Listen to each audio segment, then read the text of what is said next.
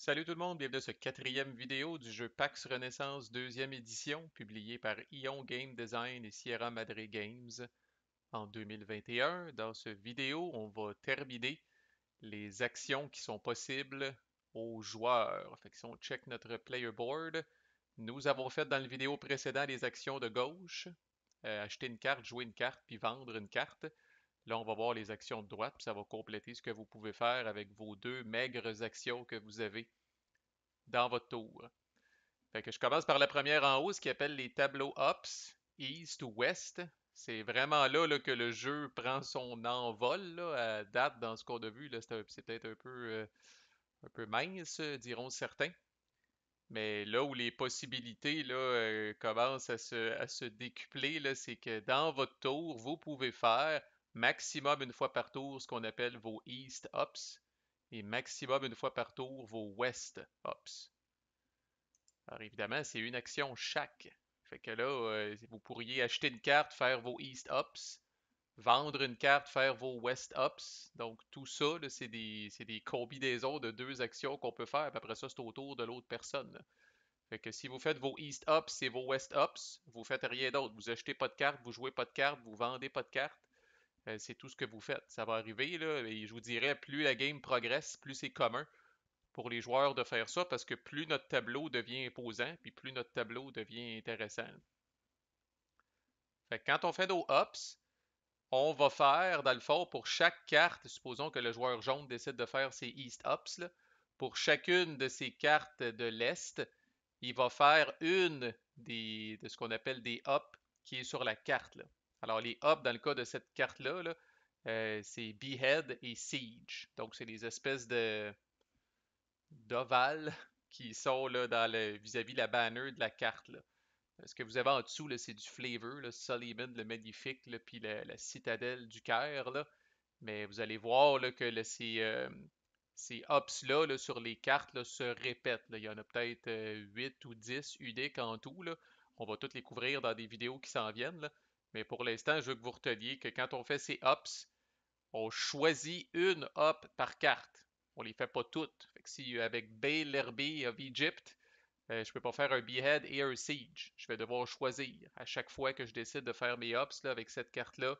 Peut-être qu'il y a des situations où un Behead va faire plus de sens, puis peut-être qu'il y a des situations où un Siege va faire plus de sens. Là, on va voir les détails de chacune des hops, comme je disais, là, mais on choisit.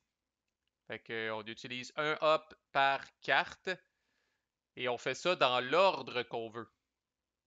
Fait qu'on n'a pas besoin là, de faire ça, là, par exemple, là, celle-là en premier, suivi de celle-là, suivi de celle-là. Là, on peut faire ça, on peut pas moins faire un, deux, trois comme ça. Là, on choisit l'ordre et des fois l'ordre a de l'importance. De faire un siege avant de faire une campagne, par exemple, en tout cas, là, de faire un vote avant de faire telle autre affaire. C'est là où c'est étonnant des fois comment est-ce qu'avec juste, comme je disais, là, c'est pas des gros tableaux de cartes. Là, comme je disais, c'est pas Terraforming Mars.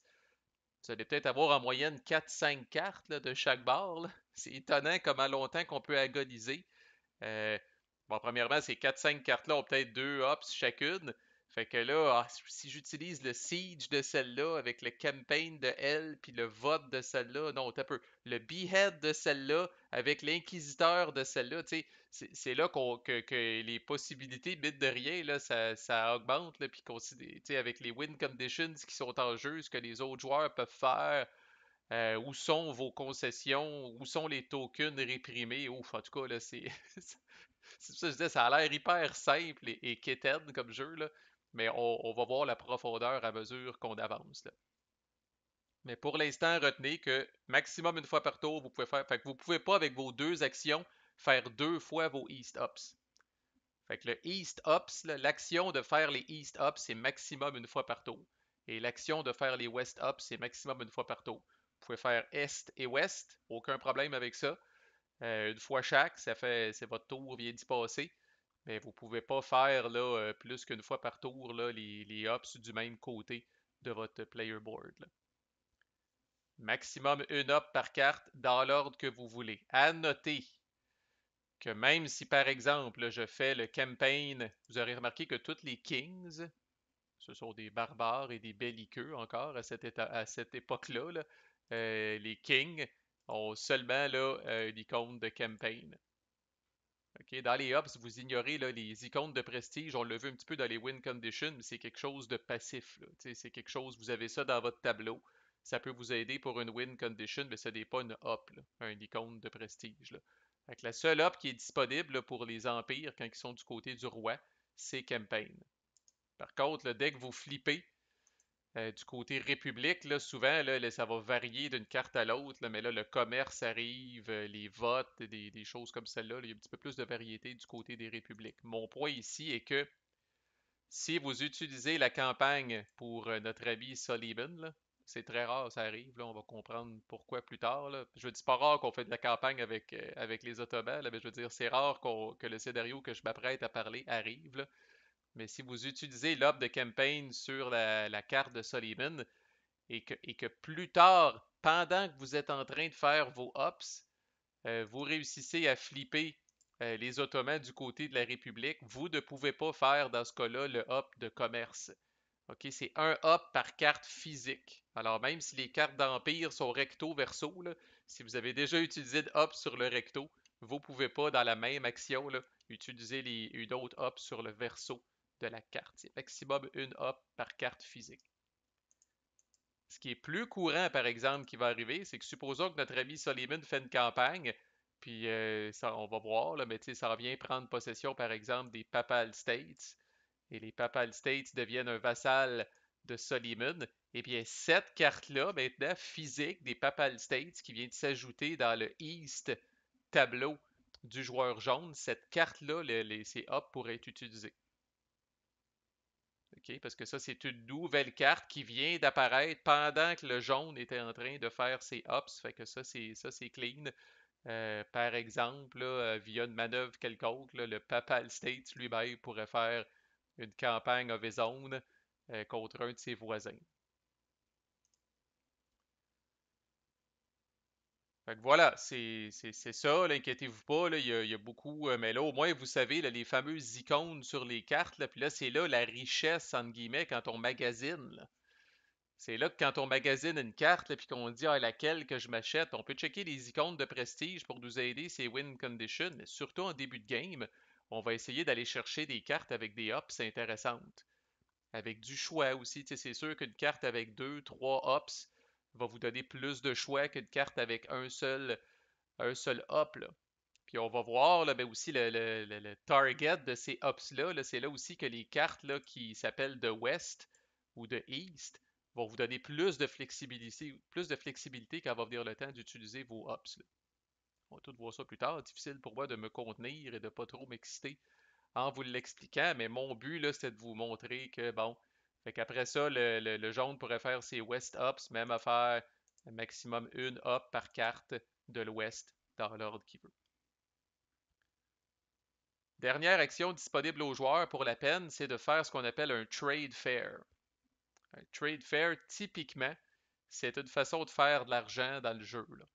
Fait que c'est un peu le même principe. Vous pouvez décider de faire un West Trade Fair ou un East Trade Fair. Et même affaire, vous ne pouvez pas décider de faire deux East Trade Fair ou deux West Trade Fair dans votre tour. Vous pourriez faire un West et un East, mais vous ne pouvez pas faire deux fois le même. Comment ça marche cette affaire-là? Et c'est là que la fameuse carte ici qui est face down là, va prendre tout son sens. Là. Il y en a peut-être des futés parmi vous déjà qui ont dit coudon, il va s'accumuler du fric en cibole sur cette carte-là. C'est vrai, parce qu'à chaque fois que vous allez vouloir acheter une carte de l'Ouest, vous allez devoir mettre votre premier florin ici. Là. Fait que c'est vrai que c'est pas rare que sur cette carte-là se retrouve une belle pile d'argent intéressante, là, mais pourtant, cette carte-là, on ne peut pas l'acheter comme telle. Là. Alors, qu'est-ce qui arrive avec cette carte-là? Quand est-ce que ce fric-là peut être assigné aux joueurs? Là? C'est via un trade fair, justement. La toute première chose que vous faites, supposons que je décide de faire, bon, on va commencer par un East Trade Fair. On va dire justement que le mauve décide de faire un East Trade Fair. La première chose à faire, c'est que, comme s'il n'y en avait pas assez, on rajoute un florin sur la carte dans une game à deux joueurs. Moi, je suis plus habitué à trois joueurs, là. Ou à trois ou quatre joueurs, on rajoute deux florins sur la carte à l'extrême gauche qui est face down. Fait que vous rajoutez un florin du supply sur cette carte-là si vous jouez à deux joueurs. vous rajoutez 2 florins si vous jouez à 3 ou 4 joueurs. Ces florins-là viennent du supply ou, comme le jeu aime l'appeler, ces florins-là viennent de la Chine. Alors ici, c'est écrit China. Euh, dans beaucoup de jeux de Phil et Clown, pourquoi faire simple quand on peut faire compliqué? Là, 90% des jeux sur la Terre appelleraient ça le Gold Supply là, ou le Florin Supply. Là. Mais non, dans ce jeu-là, on appelle ça China. Pay a florin to China. Take 2 florins from China. Puis là, les pauvres joueurs newbies qui sont là, c'est quoi la Chine? C'est-tu un joueur? Es-tu sa map? On a-tu manqué la Chine? Ici, est où la Chine? C'est le dos du supply. Ça après fait les clowns. Fait les clowns. Et clowns. OK. On prend 2 florins de la Chine. On suppose une game à 3 joueurs. Là, et on vient les mettre sur la carte ici. Voilà. Ça, c'est la toute première chose qu'on fait. Deuxième chose qu'on fait, c'est que le joueur qui a lancé le trade fair, fait que dans ce cas-là, c'est notre ami le Mauve, là, quand même à tout seigneur, tout honneur, c'est lui qui a pris la peine d'organiser l'événement. Alors, lui ramasse le premier florin, ramasse un florin déjà là, qui est sur cette carte-là. Là.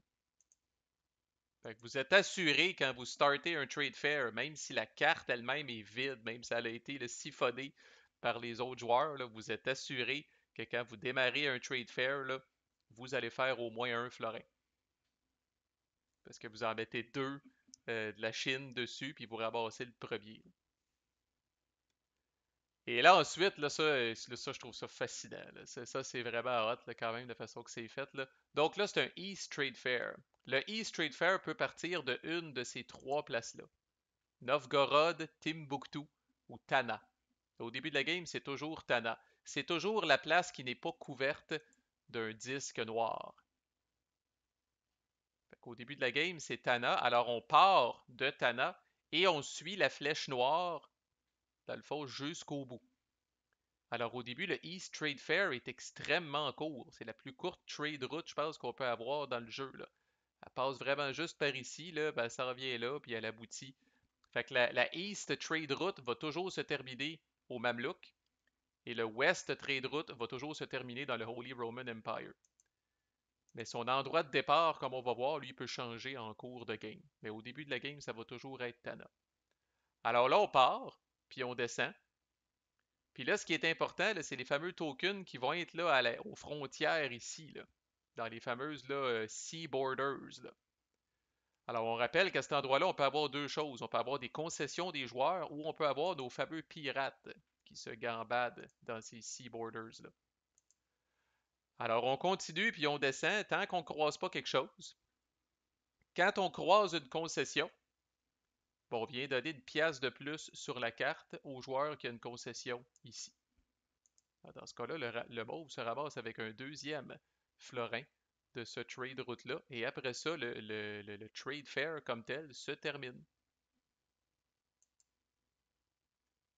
C'est pas plus compliqué que ça. L'affaire qui reste à faire, étant donné que là, ça, c'est un voyage là, au présume, là, un grand. Là, je me prononce, j'ai pas tout checké. Hey, je vous ai pas montré non plus. Je vous montrerai peut-être dans la vidéo de la fin le rulebook de ce jeu-là. Là. En tout cas, là, il y a du flavor même dans le rulebook. Puis pas juste un petit design note d'une ligne et demie. Là. Il y a souvent là, quasiment une demi-page de notes de bas de page. Fait que là, probablement que je dis des niaiseries. Mais moi, la façon que j'aime voir ça, c'est que là, on a loadé un bateau plein de stock. Puis on a fait du commerce sur tous ces empires-là en passant. Alors tout le monde un peu se graisse, comme on dit en bon québécois. Tout le monde pige un peu là, dans le gâteau. Là. Alors on va faire ce que le jeu appelle, sans niaiser, des levies, des levées en bon français. Alors tous les empires euh, à travers lesquels est passée la trade route vont recevoir un token sur une de leurs villes qui est vide. Et là, ça, c'est au choix du joueur aussi qui fait le trade fair. Autre petit avantage de faire un trade fair. Fait qu'on est parti à Byzantium. Fait que le joueur mauve a 2 choix. Et là, c'est là où le dessin qu'il y a sur la ville est important. C'est le seul moment, on a vu dans le vidéo précédent, quand on place des agents, là, on peut venir placer n'importe quel agent sur n'importe quelle ville. Mais quand vous faites un Lévis, naturellement, le token qui va pousser du sol va être celui là, qui est dessiné dans le rond. Là. Fait qu'ici, le mauve a deux choix. Soit qu'il place un chevalier catholique ici, ou il place une tour réformiste ici. Alors, mettons qu'il place une tour réformiste ici. Le trade route a passé aussi en Hongrie. En Hongrie, le joueur n'a pas le choix, il va venir mettre un chevalier réformiste ici. Le trade route est passé aussi dans l'Empire ottoman. Alors là, il y a le choix. Mettons qu'il décide de mettre une tour catholique. Et le trade route s'est fini quand même. Le trade fair s'est fini en Mamelouk. Il restait du fric quand on est arrivé au Mamelouk. Alors on va venir mettre encore là une tour catholique ici. Alors ça vient refiler un peu, là, ça vient repopuler, si on veut, là, les empires là, qui voudraient être vidés à force de se tapocher des fois, là, vont perdre des plumes, vont perdre des tokens. Alors le trade fair, de façon des fois secondaire, mais pas tout le temps, c'est aussi une façon de renflouer des tokens dans des empires pour les rendre un petit peu plus résistants à l'ennemi, surtout si vous les contrôlez. Là. À noter notre fameuse exception, Constantinople est une ville qui a trois spots. OK, alors dans le même scénario que je parlais, là, le trade fair est passé dans l'Empire ottoman. Là, Constantinople est considéré comme ayant de la place. Même s'il y a déjà deux tokens à Constantinople, là, il y a un spot de libre. Là. Donc le joueur mauve aurait pu décider de venir mettre un chevalier islamique ici. Là. Toutes les autres villes ont un seul spot. Si un empire est plein, fait que supposons qu'on refait là, un East Trade Fair, là, bon, ben, il va y avoir un chevalier catholique qui va arriver ici. Ben, en Hongrie, ça passe son tour. Là. Il n'y a personne de réprimer, rien. Là. C'est comme la Hongrie est à pleine capacité et ne bénéficie pas plus là, du Trade Fair. Si vous croisez des pirates sur le chemin, alors une Sea Border en particulier aura toujours un et un seul token, soit une concession ou un pirate. Alors notre bon ami le pirate bouffe un florin au passage. Alors lui aussi se paye la traite. Alors si le trade fair passe et rencontre un pirate, on va venir prendre un florin d'ici et on va le retourner en Chine. C'est-à-dire qu'on va le retourner dans le supply. Et des fois, ça peut être important. Des pirates, des fois, euh, peuvent venir bouffer, là, dans le fond, des florins là, qui autrement auraient été payés aux joueurs qui sont situés un petit peu plus loin sur le trade route. Alors, c'est pas négligeable, il faut le faire. Le nombre de florins qu'il y a sur ces cartes-là, c'est important. Alors, partez du point de départ, suivez la flèche, vous ne vous tromperez pas. Chaque fois que vous passez du Sea Border, si c'est une concession, payez un florin au joueur qui est propriétaire de la concession. Si vous pognez un pirate, retournez un florin dans le supply. Prenez-vous un florin dès le départ si vous avez parti le trade fair. Puis après ça, à chaque empire dans lesquels vous êtes passé, s'il y a de la place pour mettre des tokens, mettez un token de votre choix, mais en respectant, je veux dire, sur la ville de votre choix qui est vide, mais en respectant quand même le petit dessin qui est dedans. Quand vous avez fini, là c'est là où c'est très intéressant, vous allez prendre cette fameuse carte mystère-là ici et vous allez la discarter. Et quand vous allez arriver à la fin de votre tour et que vous allez rafraîchir le market, cette carte-là qui est ici s'en va remplir le trou à gauche. Alors on va prendre cette carte-là, on va la flipper face down, puis on va la tasser à gauche. Et elle traîne encore son fric avec elle. Alors, regardez bien ce qui va se passer. C'est avec la magie de Vassal, je vais rafraîchir le market. Là. Fait qu'ici, on a de Last Sai, ici, on a la Banque de Saint-Georges, puis ici, on a Elisabeth Bathory. Fait que si je fais ça ici, de Last Sai a disparu, mais en fait, de Last Sai est rendu ici et il a traîné avec lui le florin qu'il y avait dessus. Fait que c'est pour ça qu'on est revenu à trois florins sur la carte qui est face down ici. La Banque de Saint-Georges est venue là. Tout le reste des cartes se sont tassées à gauche et une nouvelle carte est apparue du deck pour venir remplir le trou à l'extrême droite. Alors, dans une moindre mesure, faire un trade fair, c'est aussi une façon d'enterrer une carte, si on veut. Là, de Last Side ne peut plus être acheté par personne, là, it's gone complètement. Là. On ne pourra pas acheter cette carte-là ou jouer cette carte-là pendant tout le reste de la game. Et c'est comme ça aussi, quand je disais dans une vidéo précédente, qu'une comète peut tomber dans l'oubli. Alors, si ça avait été une comète qui avait été ici, là, Ben, là, c'est la comète qu'on aurait pris puis qu'on aurait mis face down. Alors, bye bye, voilà une game où on est sûr qu'il y a au moins une des win conditions qui sera pas activée. Parce que la comète n'a fait que passer et n'a pas été achetée par personne avant de se retrouver face down au bout.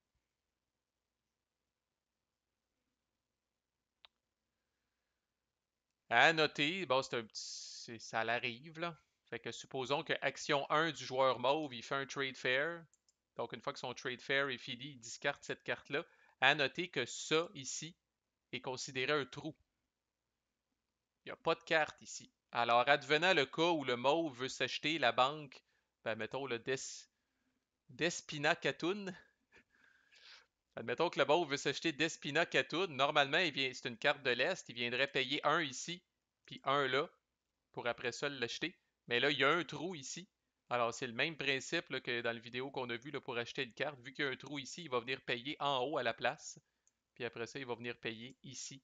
Puis après ça, il va prendre cette carte-là, puis il va la mettre dans sa main.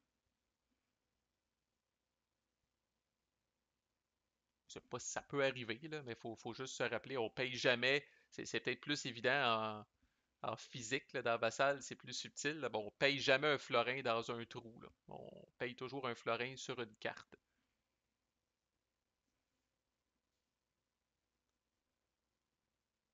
OK, on va faire un West Trade Fair. Je vous ai préparé un petit scénario pour vous montrer que des fois, on ne se rend pas jusqu'au bout. OK? Alors, supposons encore une fois que ben, ça ferait plus de sens là, que ce soit le bleu. Là, c'est là où le placement de vos concessions devient hot. Là. Fait que regardez le mauve ici, qui est au début de la game. Alors, c'est pas un hasard, là, je répète, le mauve commence ici, systématiquement. Alors, au début de la game, là, le mauve a un peu le monopole du East Trade Fair. Il peut faire des East Trade Fair puis se mettre 2 florins dans les poches à chaque fois, là, tant qu'il n'y a pas personne d'autre qui vient sparker ici. Là. À noter aussi qu'on peut mettre une concession sur ce qu'on appelle une land border, comme ici, mais là, on voit que ces concessions-là sont beaucoup moins payantes. Il n'y a aucune trade route qui passe par la terre.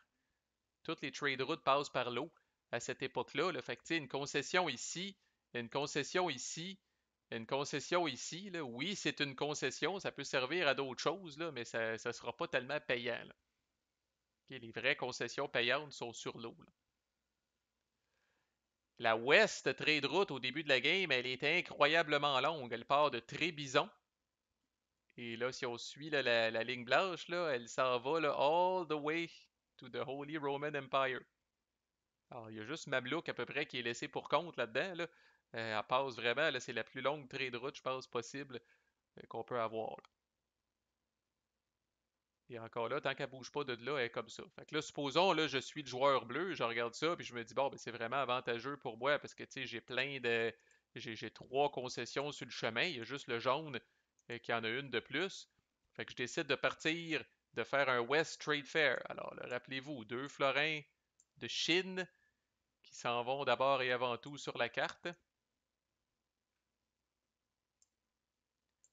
Et là, on part en tant que commanditaire du Trade Fair. Le bleu se prend déjà une pièce. Vous pouvez placer vos lévis à mesure ou à la fin. Là, ça ne change absolument rien. Là. Fait que là, on part, on suit ça. Oh, le pirate en bouffune. So that's good. Fait que pay to China. Une de moins. On passe par l'Empire ottoman, c'est parfait. On arrive ici. Le jaune. Le jaune en prend une. Alors, pay to. Ça, c'est Médicis. On va y aller le même, ça va aller plus vite. On arrive ici. Le bleu s'en prend un autre. Pay to Fugger. Et on arrive ici. Le bleu s'en prend une autre. Mais là, qu'arrive-t-il? We're out. Il n'y a plus d'argent ici. Le voyage se termine. Le voyage se termine ici. Alors, c'est important pour 2 choses. C'est important dans le sens où cette concession bleue-là ne fera rien. Toutes les autres concessions qui pourraient rester sur le chemin ne feront rien.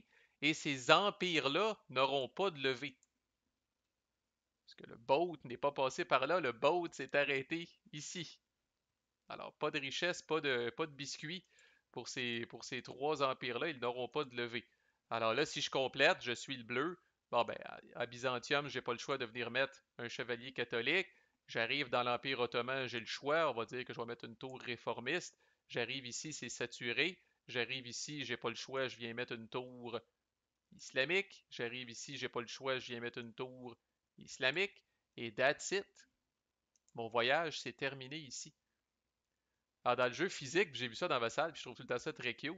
Ce que les joueurs vont faire souvent, c'est qu'ils vont venir mettre les pièces d'or ici. Tu sais, comme là, le pirate en a bouffé un, ils vont mettre une pièce d'or ici. Ils vont mettre une pièce d'or ici. Ils vont mettre une pièce d'or ici. Puis ils vont mettre une pièce d'or ici.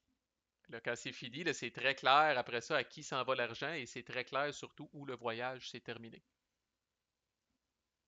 Et après, n'oubliez pas, même si le voyage s'est terminé prématurément, on discarte la carte qui est au bout. Et après ça, on va refresher. Ben, à la fin du tour du joueur, on va refresher le market.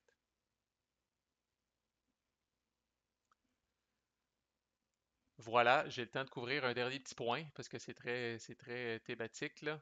Euh, bon, je vais remettre cette carte-là là, ici là, parce que je vais te préparer quelques cartes. Je suis en mesure de vous montrer un premier, ce qu'on appelle un one-shot. Quand vous jouez une carte de votre main, je vous ai montré dans la vidéo précédente le placement d'agents, puis c'est bien le fun, là, mais on s'entend que c'est pas très excitant. Là. Encore là, les futés parmi vous ont peut-être vu le parchemin au bas des cartes. Là. Fait que ce qu'il y a au bas, au centre des cartes, avec le petit icône de bombe que j'ai trouvé spécial, là, la petite bombe comme qu'il y a ici. Là. M'a pris du temps de la voir, puis c'est en lisant les règles que je disais de bomb icon. Je te le cassais un bomb icon. Ben oui, il y a une petite bombe dans le coin en haut à gauche du parchemin. Ça, c'est ce qu'on appelle un one-shot. C'est quelque chose qui arrive uniquement au moment où vous jouez la carte et c'est facultatif, c'est optionnel, c'est le joueur qui joue la carte qui décide si oui ou non le one-shot arrive. Typiquement, si c'est dans votre intérêt, vous allez dire oui. Si c'est pas dans votre intérêt, vous allez dire non. Et un de ces one-shots-là, on va les voir, il y en a plusieurs, là, mais on est capable d'en voir un présentement, c'est ce qu'on appelle un trade shift. Alors, si je regarde cette carte-là ici, là, c'est écrit Trade Shift Novgorod. Alors, au moment où je joue cette carte-là, là, peu importe qui la joue, là, la personne qui va jouer cette carte-là de sa main pour la mettre dans son tableau, au moment où elle la joue, c'est pas une hop, c'est un one-shot. Si ça doit se passer, ça doit se passer au moment où la carte est jouée. Après ça, il est trop tard forever. Il est trop tard. C'est au moment où la carte est jouée et seulement au moment où la carte est jouée que ça peut arriver. Supposons notre joueur mauve joue cette carte-là dans son tableau, c'est une carte de l'Ouest. Il la joue ici. Et là, il y a l'option Trade Shift Novgorod. Ce que ça veut dire, c'est que le East Trade Fair va maintenant commencer à Novgorod.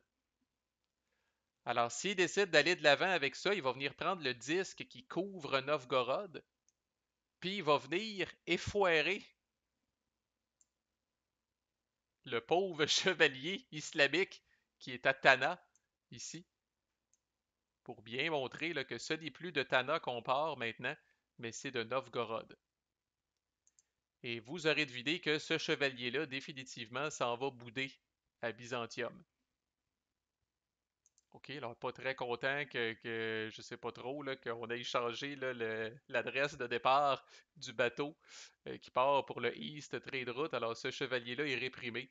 Et ça, le token, quel qu'il soit, là, qui reçoit là, un disque comme ça là, pour dire que ce qu'on appelle son emporium est busté. Là, son emporium est maintenant n'est plus celui duquel part le East Trade Route. Là, ça en va définitivement bouder à Byzantium. Et maintenant, à partir de maintenant, là, incluant même tout de suite, là, avec sa deuxième action, si le Mauve décidait de faire un East Trade Fair, on part de Novgorod. Puis on s'en va, on atterrit toujours à la même destination, mais on passe par un autre chemin complètement. Là. Alors ça vient changer la dynamique. Là. Vos concessions étaient peut-être bien placées. Vous en aviez peut-être une ici, puis une là, là. Mais là, ces deux concessions-là, là, maintenant ne sont plus sur le chemin du bateau. Là. Alors, c'était un peu comme amener ses chaises de parterre pour assister à la parade, là, tu sais, puis on était à la mauvaise place, là, tu sais, la parade passe plus chez nous, là. Fait que, donc, faut être conscient, il y en a plusieurs de ces cartes-là. Euh, à noter qu'il n'y a aucune carte pour revenir à Tana. Alors, les seules cartes que vous allez avoir dans le deck, là, c'est Trade Shift, Novgorod et Timbuktu, dans le cas du East Trade Route, et Trade Shift, Red Sea et Spice Islands, dans le cas du West Trade Route. On ne reviendra jamais à Trébizon et on ne reviendra jamais à Tana. C'est quand même normal parce que, tu sais, c'est bon, toutes les games commencent avec Tana puis Trébizon, puis des fois, ça reste de même pendant toute la game. OK? Fait que pour donner une petite chance peut-être aux autres là, qui ont leur concession ailleurs, là, les cartes vont vous permettre plutôt de switcher ça. Là. Encore faut-il que quelqu'un achète ces cartes-là et la joue et décide de changer l'emplacement. Fait que si c'est pas à votre avantage, libre à vous de payer pour acheter la carte, puis quand vous la jouez, vous dites le one-shot, le trade shift n'arrive pas. À noter, on va le rappeler dans les autres vidéos, quand vous faites le trade shift, vous êtes obligé de placer l'agent. Ce n'est plus facultatif de placer l'agent. Quand vous faites un one-shot, vous devez placer l'agent.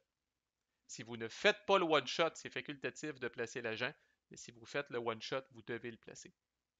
Et vous allez toujours avoir de la place pour le placer dans le cas d'un trade shift, parce que vous avez au minimum enlevé le rond noir qui était dans ce cas-là sur Novgorod. Fait que cette tour réformiste-là, vous allez toujours au minimum pouvoir la placer ici.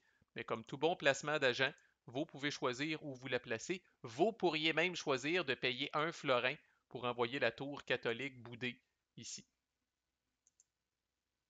Mais au minimum, vous devez la placer sur une ville vide. Et dans le cas d'un trade shift, vous allez toujours avoir une option parce que vous venez de bouger un disque puis vous venez de libérer une ville ce faisant. La seule petite particularité, on aime ça le Chrome, les trade shifts du Spice Island. Comme on voit ici, c'est un peu le même principe, là. Mais pour faire un trade shift des Spice Islands, là, qui est l'endroit qui est ici, là, c'est écrit en dessous, là, vous devez avoir au moins un icône de prestige de bateau. Déjà dans votre tableau, souvent ces cartes-là, si c'est pas tout le temps, souvent ces cartes-là vont vous donner un prestige de bateau. On voit que cette carte-là vous donne un prestige de bateau, mais ce prestige de bateau-là ne compte pas par rapport à ce prérequis-là. La carte n'est pas encore considérée dans votre tableau. Alors vous devez déjà avoir un bateau. Alors si le jaune achetait cette carte-là et décidait de la jouer, il est correct parce qu'il y a déjà un prestige de bateau d'une carte existante. Alors au moment où il va la jouer, il est correct, il rencontre les prérequis. Il reste que c'est optionnel quand même pour lui de faire le trade shift. Mais il peut le faire parce qu'il rencontre le prérequis. À noter que ça, c'est un trade shift qui place un pion. Alors là, dans le cas du jaune, bon, la carte est au Portugal. Les deux spots sont occupés. Alors rappelez-vous, j'ai dit il doit placer l'agent. Il doit placer l'agent tant qu'il y a un spot de libre. Sinon, c'est facultatif. Évidemment, une concession, c'est très tentant de dire au bleu fuck you, comme on dit. Alors, vous pouvez être certain que si le jaune est capable, il va payer un florin et il va venir réprimer une concession bleue pour mettre une des siennes. Mais s'il avait été cassé, comme on dit en bon québécois, il n'y a plus de florin, il n'y a plus d'argent, il peut quand même faire le one-shot. Il arrive pour placer l'agent. Les deux borders sont occupés, c'est correct, il a le droit de faire le one-shot pareil. Mais bon, stratégiquement, là, quand on fait ça d'habitude, c'est non seulement pour changer l'endroit où va partir le trade route, là, mais c'est en plus pour être capable de réprimer une concession en prime. C'est très intéressant. Encore là, il y a beaucoup de cartes au début. Puis on prend très peu de ces cartes-là pour faire le market. Alors des fois, vous allez attendre un trade shift de Spice Islands qui n'est même pas dans le deck. Des fois, vous allez attendre un trade shift de la Red Sea qui n'est même pas dans le deck. Des fois, vous allez avoir trois cartes de trade shift de Spice Islands dans dans la même game. C'est un peu fou, là. Fait que on le sait pas. On le sait pas. Seulement 30% des cartes qui sont utilisées à chaque fois. Alors, pour finir cet exemple-là, là, en plus de faire ça, là, je rappelle, le jaune aurait pris le disque ici. Il serait venu couvrir Trébizon, une tour réformiste et fru. Il s'en va ici. On met le disque ici. Et dorénavant, là, le West Trade Fair part des Spice Islands. Devient très, très court, soudainement. Et on voit comment ça représente le déclin de Byzantium, je pense, à cette époque-là. Là. Mais on voit comment Byzantium peut partir de trois villes à un empire extrêmement précaire avec seulement une ville sur laquelle il peut avoir un token. Alors, un empire avec trois villes, normalement, c'est un empire prospère. Là. Tu sais, on a la France, le Holy Roman Empire, puis les Ottomans qui sont comme ça. Là. Mais un empire avec seulement là, une ville, là, en tout cas, là, c'est très fragile, c'est très facile à tapocher, très facile à prendre. Là. Alors, si on a un trade shift de chaque bord qui est fait dans une game, le Byzantium est très vulnérable, là, comme on va le voir plus tard. Alors voilà, that's it pour ça. Évidemment, il y a une dernière action là, complètement en bas à droite. Là. Oui, ça s'appelle Victory. J'en ai parlé un petit peu dans les win conditions, mais n'oubliez jamais que ça coûte une action aussi pour trigger une victory condition. Quand on achète une comète, on flippe. C'est une action d'acheter une comète, et tout ce qu'on fait, c'est qu'on flippe une win condition active. Mais pour dire, tu sais là, je profite de cette win condition-là et je gagne, ça, c'est une autre action. Alors, une fois que la globalisation victory est activée, là, si à un moment donné, je suis le jaune et je suis dans une position où est-ce que j'ai deux concessions de plus que tous les joueurs et j'ai plus de prestige de bateau que tous les joueurs, ça va me coûter une de mes deux actions pour venir dire je gagne. OK? Alors, si vous voulez faire une victoire ninja, là, où dans un même tour, vous achetez la comète et vous gagnez, là, ben, vous ne ferez rien d'autre. Là. Une action pour acheter la comète, une action pour gagner. Alors, il faut que vous soyez dans une position gagnante au tout début de votre tour. Logiquement, ce qui va arriver plus souvent, c'est que vous allez activer la condition de victoire, puis dans un tour subséquent, vous allez utiliser votre première action, mettons, pour faire les East Ups, les West Ups, jouer une carte, quelque chose qui va vous mettre dans une position gagnante. Puis après ça, avec votre deuxième victoire, là, vous allez officialiser votre victoire avec votre deuxième action. Alors voilà, ce sont toutes les actions de PAX Renaissance. Ne manquez pas surtout le prochain vidéo où je vais, avant de tomber dans les détails des ups et des one-shots, je vais expliquer deux concepts là, qui sont centraux à tout ça, là, les batailles et les changements de régime. Là. C'est vraiment un prérequis si vous voulez poursuivre votre écoute. C'est quelque chose auquel on va référer à tour de bras. Mais à chaque jour suffit sa peine. Merci de votre écoute et à plus.